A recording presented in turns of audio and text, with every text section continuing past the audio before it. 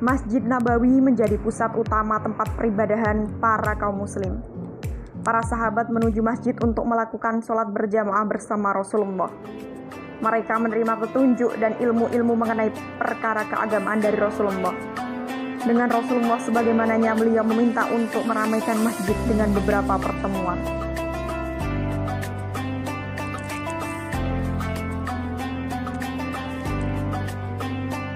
Serta mengibarkan bendera. Pada saat itu terdapat perintah untuk sholat berjamaah.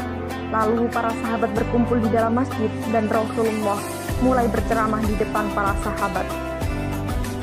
Rasulullah pun menerima jamaah wanita yang ikut serta di barisan belakang untuk melaksanakan sholat berjamaah bersamanya.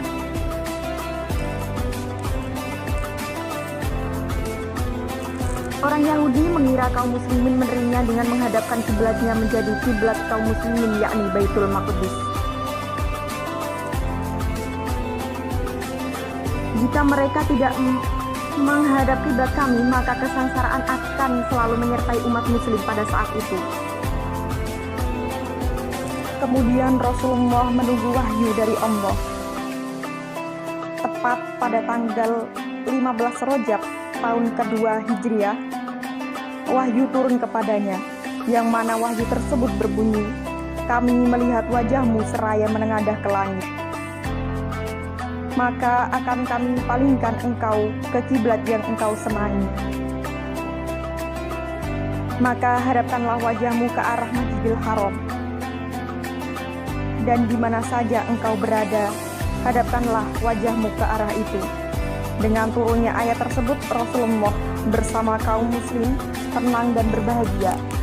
Kemudian para sahabat memindahkan bagian atap Masjid Nabawi dari utara ke selatan dan menyempurnakan hingga 3 baris, serta terdapat sisa tiang yang dibiarkan untuk menjadi tempat perlindungan bagi kaum muhajirin dan ghuraba yang miskin.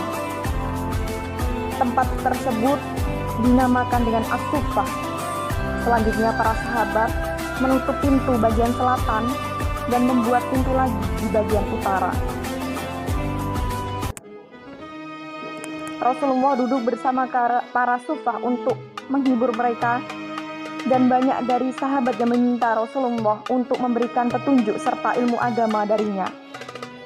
Dan setelah 5 tahun lamanya, jumlah kaum muslim di kota tersebut menjadi meningkat, dan Masjid Nabawi menjadi sangat ramai. Kebetulan ada tanah kosong di sebelahnya, dan Rasulullah pun menyarankan untuk kaum muslimin membeli tanah tersebut. Dengan sigap, sahabat Utsman bin Affan membeli tanah tersebut dan memperluas masjid dengan merobohkan bangunan yang lama, lalu mendirikan dinding setinggi 7 hasta. Perluasan masjid ini besok akan lebih akomodatif bagi bertambahnya kaum muslimin. Rasulullah SAW berdiri di depan kaum muslimin dan berkhutbah, namun terdapat sahabat yang tidak dapat mendengar sabda beliau.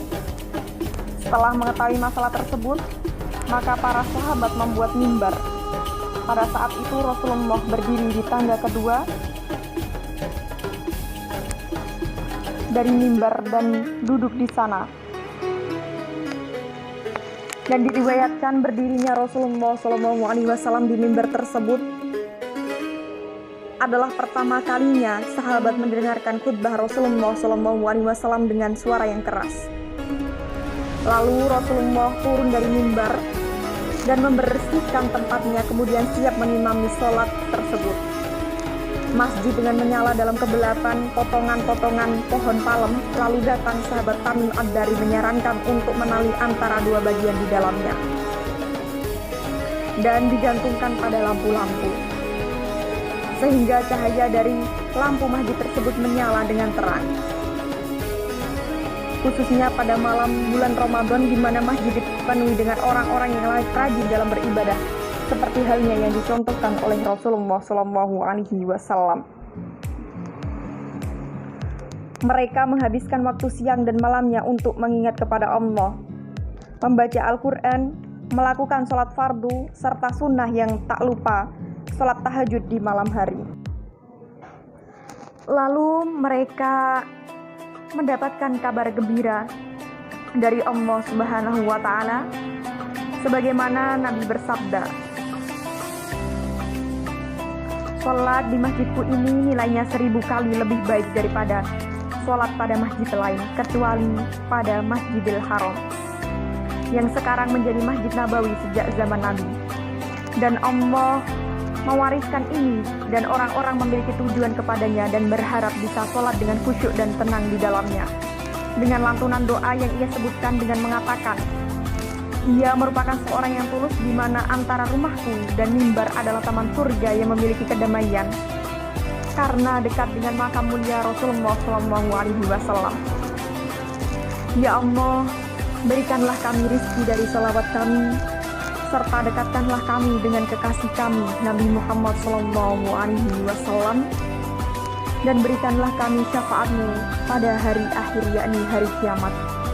Dan terimalah selawat-selawat kami, doa-doa kami, serta ketaatan kami."